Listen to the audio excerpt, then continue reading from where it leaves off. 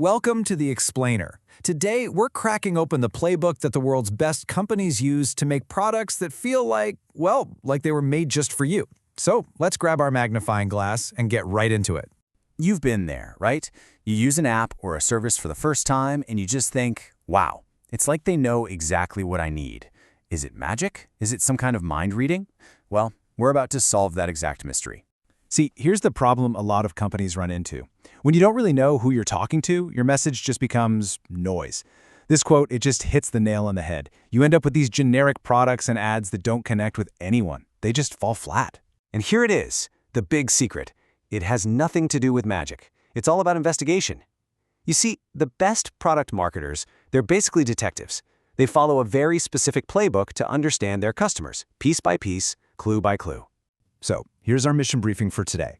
We're going to start with what makes a mind-reading product. Then we'll get into profiling your customer, gathering clues and data, mapping their entire journey, and finally, turning all of those insights into real action. First things first, let's talk about the stakes here. Because this isn't just some abstract marketing exercise. Getting this investigation right is literally the difference between a product people love and one that's, dead on arrival. The entire investigation, and I mean all of it, really just boils down to these 4 questions. Answering them isn't just a good idea, it's the absolute foundation. If you get these wrong, everything else you do, your messaging, your features, your sales strategy, it's all going to miss the mark. Okay, so just like any good detective story, an investigation has to start with a person of interest. So our first move is to build a really detailed profile of our ideal customer. And in the world of product marketing, we call that profile a persona. Now, this isn't just some character you make up out of thin air. It's a carefully constructed sketch. And the key part here is that it's based on real evidence. That's what stops it from being a useless stereotype and turns it into a powerful tool that helps you build real empathy. A really strong profile goes way beyond just, age and location. Each one of these elements is a vital clue. You're digging into their goals, their biggest frustrations, what makes them finally look for a solution, and, this is my favorite part, you captured their actual voice in a quote. That's what makes the persona feel like a real person you're trying to help. Okay, so you've got your suspect profile. But a profile without any evidence is just a theory, right? So now it's time to head into the forensics lab to gather some hard data, some real clues. And investigators really rely on 2 different kinds of evidence. First, you've got qualitative. This is all about the why. It's where you get the stories, the emotional context. Then you've got quantitative, which is all about the what. This is where you find the big patterns hidden in the data. So to get that qualitative story, you're basically acting like a detective conducting interviews. You talk to customers one-on-one. You read through support tickets like they're eyewitness statements. You even listen in on social media to hear what people are saying when they think no one's listening. You're searching for emotion.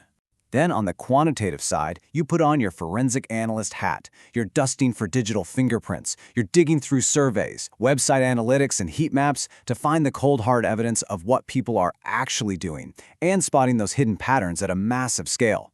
So here's the crucial point.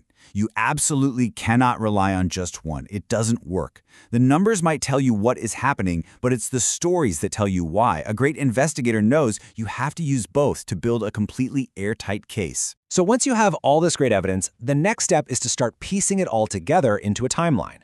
You need to trace your customers' every move, from the very first moment they ever hear about you to the point where they become a huge, loyal fan. A customer's path is rarely random. It usually follows a pretty predictable trail. We can actually map out these 5 key stages, all the way from that initial awareness to the ultimate goal, which is advocacy. A smart investigator knows that at every single step, there's a different motivation, a different question to answer, and a different clue to find. And this is where it all comes together.